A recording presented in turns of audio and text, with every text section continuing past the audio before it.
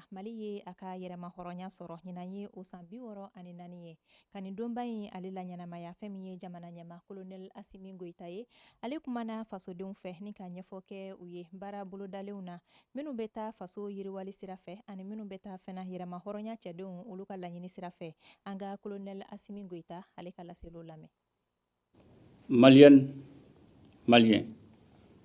mes chers compatriotes. Colonel Assimi Goïta ka laseliw kɔnɔ a ye tasibila kɛ cɛba ale ni musobaw ye minnu ye u nin di yaasa jamana ale ka se ka yɛrɛmahɔrɔnya sɔrɔ. Jamana ɲɛma ye foli kɛrɛnkɛrɛnnin kɛ maliden kelen kelen bɛɛ lajɛlen ye minnu bɛɛ wuli ka jɔ la don ko don jamana ye. Colonel Assimi Goïta ko ɲina 22 septembre k'ale bɛ ka kɛ waati kɔnɔ waati min ni finitigilakaw olu bɛ kɛlɛ la yaasa Mali jamana fan bɛɛ lajɛlen na se ka kɛ Mali ta ye. Assimi ye a sɛbɛntiya k'a fɔ ko laɲiniw bɛ sabati wa ko banbagaciw daga na bɔ Mali da la. Faamaw ye sebaya minnu sɔrɔ Assimi da sera olu ma ni ka laban ka tasibila kɛ malidenw ye minnu ni tora nin kɛlɛ in da fɛ kɛrɛnkɛrɛnnenya la min yɛrɛ kɛra nin kalo in tile 17 Bamakɔ Falajɛ ale ni aéroport la. Kiri taabolo kan Colonel Assimi Goïta ko fɛɛrɛw bɛ ka tigɛ kiri tigɛ ko ɲuman kama jamana kɔnɔna la adamadenya hakɛ lafasali kama ka fara o bɛɛ lajɛlen kan ɲɛma ko fɛɛrɛw bɛ ka tigɛ fana min na kɛ sababu ye ka se ka belebele bɔ malidenw ka gɛlɛya la dun ka fa ta sira fɛ sɛnɛ ani mɔni ko fɛɛrɛ na tigɛ o ko ninnu bɛɛ lajɛlen sira fɛ malidenw lafiyali kama. Colonel Assimi Goïta ma ɲina kalan fana kɔ kɛnɛya ale ni farikolo ɲɛnajɛ a ko baaraw bɛ senna min na malidenw olu na se ka nimisi wasa sɔrɔ. K'a ka kuma kun cɛ ɲɛma ko malidenw ka kɛ kelen ye laɲiniw sabatili kama jamana ye. Qu'Allah bénisse le Mali et protège les Maliens. O tɛmɛlen kɔ ka bɔ yen nɔ kunungo fɛn min kɔni ye génie militaire jamana finitigilakaw olu ye u ka laadala défilé o kɛ yen nɔ a ɲɛmaya kun bɛ jamana ɲɛma yɛrɛ bolo Colonel Assimi Goïta kɛnɛ kan maaba caman kun bɛ yen nɔ gouvernement ɲɛma Dr Choguel Kokala Maïga ministre caman jamana jalatigibaw fo ka taa se faamabaw ma olu bɛɛ lajɛlen kun bɛ a kɛnɛ kan ka kɔn défilé in yɛrɛ ɲɛ fɛn min kɔni ye jamana ɲɛma Colonel Assimi Goïta ye ale ye jiri feere bila kɛ ni ka tasibila kɛ maaw ye minnu ni tora yɛrɛmahɔrɔnya ale sɔrɔli baaraw la. Prytanée militaire ale ka fanfare o de kun kɛn bɛ ka ɲɛnajɛ in ale bilasira. Défilé in yɛrɛ ɲɛmaya kun bɛ mɔgɔ min bolo o ye colonel major Mamadou Sulemani Kulibali ye ale de tun bɛ cɛdenw ɲɛ jamana finitigiw ka kulu olu kelen kelen bɛɛ lajɛlen ye u ka défilé kɛ kunungo.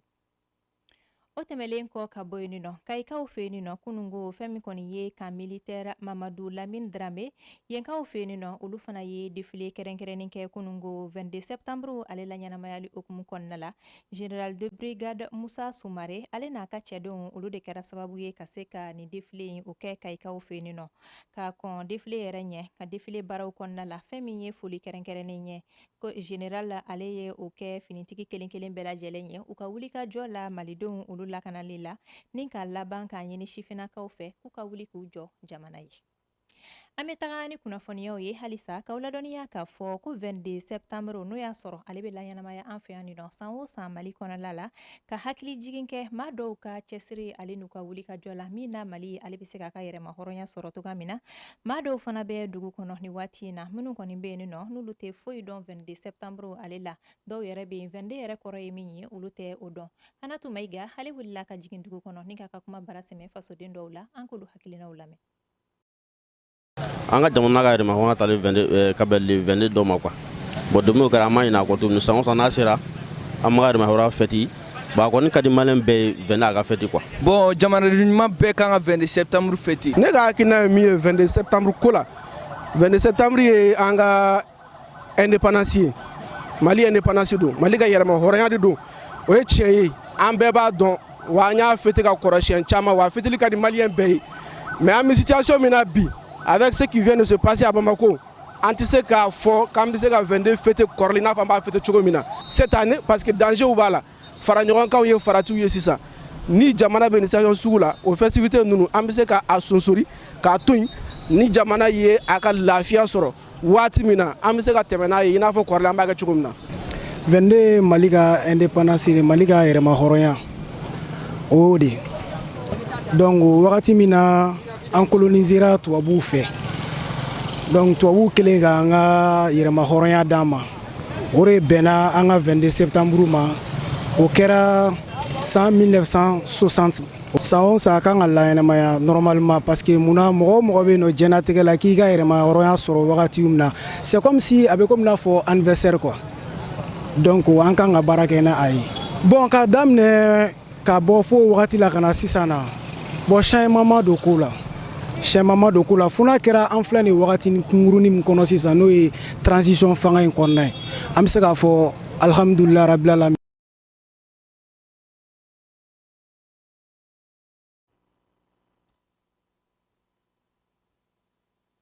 Mamunu yɛrɛ bɛ yen nɔ n'olu bɛ 22 septembre ale dɔn olu bɛ donba in o la ɲɛnamaya ni walew ye wale minnu n'a bɛ se k'a fɔ o ma k'u ye fasoden ɲumanya ale ni yiriwa baaraw ye i n'a fɔ maa minnu bɛ drapeau gulon walima yɛrɛ minnu kɔni bɛ jiriw olu peinture Hanatu Mayiga k'a fɔ Seinabu Cero ale ye wulikajɔ dɔ kɛ o ko kan an ka ɲɛmadaw la. Mali sifinnakaw ka wulikajɔ fasojɔko la waleya min bɛ wele challenge citoyen du 22 septembre ale bɛ o ko fɔ min yɛrɛ kun ye ka se ka Mali ka yɛrɛma hɔrɔnya tali ka o yakubaya. O challenge kɔnɔna la an ye fɛn 5 le ɲini maliyɛnw fɛ an ko une famille un drapeau an ɲini bɛɛ fɛ 22 don bɛɛ k'a jija ka Mali drapeau siri a ka da la a filanan an bɛɛ bɛ bɔlɔlɔw kan an ko un profil un drapeau an ɲini bɛɛ fɛ bɛɛ ka a ka statut kɛ Mali drapeau ye a sabanan an bɛna concours de hymne national min kɛ ani pionniers pour que vraiment an ka hymne national k'a dɔn an ka todunkan na kosɛbɛ a naaninan an ko opération coup de balai familial an y'a ɲini bɛɛ fɛ vraiment famille bɛɛ k'a ka du fura n'a ka du dala la a duurunan ye mun ye a sen duurunan an y'a ɲini bɛɛ fɛ bɛɛ ka essayer ka yuru dɔ turu Mali ye 22 nin na. Mali jamana kɔnɔ fɛn min ye faraɲɔgɔnkakulu ale ni cakɛda dɔw ye olu bɛ 22 septembre la ɲɛnamaya ni wulikajɔ caman ye min yɛrɛ la Dana Group ale y'a laɲini Patrice Lumumba ka ni monument in ka ale la segin kurakuraya la. Et puis où aussi chaque 22 septembre depuis 2017 ne bɛ drapeau don dugu kɔnɔnaw la voilà pour que ka an ka sankɔrɔta fana yira donc ɲina an y'a décidé ka monument Patrice Lumumba réhabiliter donc an b'o o kɛnɛ de kan bi et ni Ala sɔnna ma sini sinikɛnɛ an bɛ se dugu kɔnɔna fana ma an bɛ drapeau bila yɔrɔ bɛɛ la. Mali mana kan bɔ. K'i sen don faso taaɲɛ la o yɛrɛ ye fasoden ɲumanya dɔ ye ka tɛmɛ ni o ye fɛn min ye sifinnakaw ye olu kɛlen don ka wulikajɔw bonya halisa ka tɛmɛ ni faso jɔli ye fɛn min ye Dr Nuhu Gindo ye ale fana ye waleya dɔ bila sen kan min bɛ wele hymne national challenge. I b'a ye k'a fɔ ko pratiquement hymne national kɔnɔ ko barika boli b'a la an ka hymne national challenge laɲini ye mun ye o de ye ka se ka nin ko ninnu nin kumakan barikama ninnu a kumakan salen ninnu lase mɔgɔw ma u ka se k'a dɔn donc hymne national challenge yɛrɛ nana o initiative de kama baara ninnu hukumu kɔnɔna na fana an ye baara kɛ Mali kɔnɔ ani diɲɛ kɔnɔ maliden bɛ sɔrɔ yɔrɔ o yɔrɔ ni bɔlɔlɔ sira bɛ yen maintenant i b'a ye fana k'a fɔ waati o waati ni 22 septembre fana surunyana o bɛ kɛ waati ye waati mun i b'a sɔrɔ waati la waati mun an bɛ baara dɔ boloda ni ka kunnafoli cari. Nin wulikajɔ ninnu bɛ Mali jamana ka taaɲɛ kofɔ min yɛrɛ la sifinnakaw olu jɔyɔrɔ ka bon a la kosɛbɛ. Fɔlɔ 22 septembre ani sisan 22 septembre la ɲɛnamayaliw a yirala k'a fɔ ko danfaraba bɛ olu ni ɲɔgɔn cɛ barisa ko yɛlɛma donna ko caman na Fuseni Sisoko ale bɛ min ɲɛfɔ an ye. Kunu kana bila bi la an ka yɛrɛma hɔrɔnya fɛtiw tun bɛ kɛ sewa kɔnɔna la hali n'a y'a sɔrɔ u kɛcogo tɛ kelen ye fɔlɔ ta caman tora an ka maakɔrɔw hakili la. 22 fo kana bɔ tubabukama yɛlɛmara ka kɛ bamanankan de sa ka 22 n'a tun sera walahi saliba t'a bɔ i la kɔɲɔ t'a bɔ i ka foyi tɛ dugukolo nin kan min tun bɛ 22 septembre bɔ an bɛ taa cercle de la ko an yɛrɛ b'a fɔ ma ko défilé ko wɛrɛ bɛ yen min n'o si tɛ kelen ye an bɛ nɛgɛsobori kalan parce que a bɛɛ lajɛlen bɛ tɔgɔ sɛbɛn nɛgɛsobori la don ni défilé banna sɔgɔma walahi a ye sofɛ yɛrɛ fɔlɔ kɛ sani ka to 21 ou 22 quoi ka dɔn k'a fɔ k'an bɛ yen i bɛ se fɛn fɛn na i b'a bɛɛ yira cercle kɔnɔ a don. donc fɔliw ɲɔgɔlɔnbaw o n'a ɲɔgɔnna caman de tun bɛ kɛ ka tasibila kɛ an ka yɛrɛma hɔrɔnya tali la. yɛrɛyirila bɛ yen k'i ɲɛ siri i ka fɛn tigɛ ka ban fana k'i bila falibori nɛgɛsobori ani bori gansan 22 i bɛ se dɔ min ko ne yɛrɛ wala ne donna ka dɔn k'a fɔ ko ne ye ɲɔgɔlɔnbɔla ye n ko 22 de y'a kɛ 22 de parce que an tun bɛ dɔn kɛ an n'an ka jɛnbe de bɛ na a don kama Burama de tun bɛ jɛnbe fɔ la waati Mɛndiyani wala an bɛna Mɛndiyani groupe présenté ne de tun b'a la k'an bolo turu. N ka temps na 22 tun bɛ fêter ni ɲɛnajɛ bɛ yen u b'a ɲɛnajɛkɛla bɛɛ wele dɔw bɛ na ni kɔtɛba ye dɔw bɛ na ni cibarani ye dɔw bɛ na ni jamara ye dɔw bɛ na ni ngusun ye dɔw bɛ na ni cɛbilenkɛ ye maa o maa ni u nana bɛɛ de bɛ ɲɔgɔn ye bɛɛ bɛ ɲɔgɔn dɔn bonya bɛ to mɔgɔw ni ɲɔgɔn cɛ 22 tun bɛ kɛ ten fɔlɔ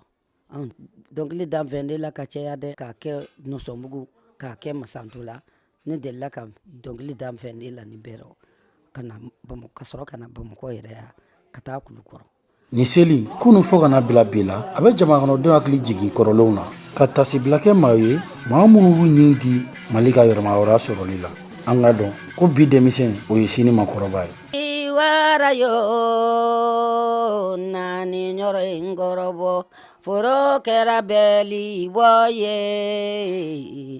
nani nyoro korobongo ye. Ko Mali ka yɛrɛmahɔrɔnya sɔrɔli la fɛn min ye farikolo ɲɛnajɛkɛlaw ye k'olu fana jɔyɔrɔba bɛ a la i n'a fɔ Kajatu Bagayɔgɔ ale bɛ ɲɛfɔ k'an ɲɛna cogoya min na kɛrɛnkɛrɛnnenya la ko balontankɛlaw ko olu jɔyɔrɔba bɛ farikolo ɲɛnajɛ ka yiriwa la fo ka taa se jamana yɛrɛ ale ka yɛrɛmahɔrɔnya ko o sɔrɔli la Kajatu Bagayɔgɔ ale bɛ hakili jigin kan ye. Ni yɛlɛmahɔrɔnya lamani wagati sera sa an b'a ye k'a fɔ ko hakilina caman bɛ bila sen kan ani maaw b'u yɛrɛ ɲininka ka taa kan sira caman bɛ yɛlɛmali donna minnu na k'a ta san 1960 ka na se bi ma o de ye hukumu kɔnɔ farikolo ɲɛnajɛ kɛrɛnkɛrɛnnenya selantolanta ko gun kan sa an y'an sinsin o kan k'a ta san 1960 la ka na se bi ma an y'a ye k'a fɔ ko Mali dolantan ko daminɛna ni tɔnba 3 de n'an bɛ wagati min ko sisan o tɔnbaw bɛ halisa i n'a fɔ Stade Malien de Bamako Joliba Athletic Club ani AS Real de Bamako ni Stade Malien ta k'a lajɛ ale bilala sen kan utukalo tile 28 san 1960 tɔn fila farala ɲɔgɔn kan ka kɛ nin tɔn kɔfɔlen n'o bɛ tali kɛ Gendarme du Soudan kan ani Expérience de Medina Kura n'i ye Joliba ta k'a lajɛ ale fɛnɛ kɛra fara ɲɔgɔn kan tɔn sababu ye n'o bɔra Foyer ale ni Africa Sport la AS Real de Bamako ale fɛnɛ kɛra tɔn ye mun kɛra fara ɲɔgɔn kan tɔnɔ ye n'o bɛ tali kɛ Racing Club de Bamako ani Avenir de Bamako n'a ye nin tɔn ta k'a lajɛ an b'a ye k'a fɔ k'an ka yɛlɛmahɔrɔnya san olu de sen kun bɛ kosɛbɛ wanew ka kɛnɛ kan hali n'an kun b'a dɔn k'a fɔ ko seba kun t'u ye nka u kun b'u seko n'u damayira kɛ ka dolantan cɛɲuman yira maaw la o dolantana kodɔnnenw na sa an bɛ se ka misaliya ta Isa Laye Tarawele Karunga Keita Keke Mbaye Ɲambele Minamba Keita Samba Sangare n'an k'o ma Joni Mamadou Kassa Tarawele Abdoulaye Tarawele ni bɛɛ k'a ma Misiu Mustapha Koulibaly Burama Tarawele n'u k'o ma Gilmar Yakuba Koulibaly Seydou Bamba Abdoulaye Maïga Salif Keita Domingo ani ɲɔgɔnna caman wɛrɛ Yomde 72 ale yɛrɛ kɛra san ye san min jala Mali sena dolantan na kosɛbɛ ka d'a kan o tolo ni kɛnɛ kan Mali tali yɛrɛ sɔrɔ fo finali la k'a ta o don na fo ka na se bi ma Mali samata seko kɔni bɛ seko n'u damayira bɛɛ kɛla cogo min na u bɛ se o ɲɔgɔn kɛ nka an bɛ don min na i ko bi o ɲɛma sɔrɔ fɔlɔ hali n'an y'a ye k'a fɔ ko samata seko ka bɔko laban ninnu na u kɔni bɛ surunyana nin waleya kofɔlen na n'o ye ka se finali kɛnɛ kan walima ka jɔnjɔn ta ka di Mali ma an b'a ye k'a fɔ k'a bɛ taa se kuncɛli yɔrɔ ma tuma min na a bɛ tiɲɛ u bolo o misaliya duman dɔ ye tolo min kɛra Côte d'Ivoire kaw fɛ san 2024 kɔnɔna na non seulement balontan ɲumanw b'an bolo hali an ka balontannaw bi bisimila yɔrɔ min na n'an b'a fɔ o ma ko centre Kabala ni sera yen bɛ alhamdulilayi i b'a dɔn ka fɔ baara kɛla o kɔnɔ o b'an nimisi wasa o b'a dɔn ka fɔ ko an ka football ayiwa ka bɔ 1960 la ka na bi awa a ɲɛnamana kosɛbɛ i ye balontanna baw sɔrɔ la preuve an ye ala ka hinɛ Salif la je pense que jusqu'à présent a ɲɔgɔnma sɔrɔ farafinna o tɛ yɛrɛ fɔ ye a ɲɔgɔnma sɔrɔ ale de fɔlɔ ye ballon d'or sɔrɔ a y'a to ale n'a ɲɔgɔn caman Mali tɔgɔ ka bɔ Mali tɔgɔ ka yanga ni waleya kelen do ka Mali dolantan bila gɛlɛya kɔnɔ an bɛ se k'a fɔ k'o ye jɔyɔrɔko kɛlɛ kɛrɛnkɛrɛnnen Fédération Malienne de Football la n'ale ye Mali dolantan ko so ɲɛnabɔba ye o bɛɛ n'a ta dolantan kanubagaw b'a yira k'a fɔ k'u dalen do dolantannaw na wa u b'a jigiya k'a fɔ don n'a nataw la Mali kɔni ni seko ni damayira ta Yaoundé 72 ta ɲɔgɔnna kɛ n'o ye ka se finale la walima ka jɔnjɔba ta ka di an ka ban Maliba ma ni jamanaden bɛɛ b'a la k'o kɔnɔ an bɛ wagati min ko sisan an sera ka fɛn minnu sɔrɔ ka jira aw la 22 septembre ale fɛti kun kan Advance TV sanfɛ o de ye nin ye aw ni ce anw sugandili la ka aw kunnafoniya k'aw ladɔnniya k'a fɔ ko Mali ye an bɛɛ de jɛ ye an ka jɛ k'an bolo di ɲɔgɔn ma ka bɛn kelen na yaasa bɛn ni kelenya o na sabati Mali kɔnɔ ani an na se cogoya min na ka Mali ɲuman bila sini denmisɛnw ɲɛ Ala ka Mali lakana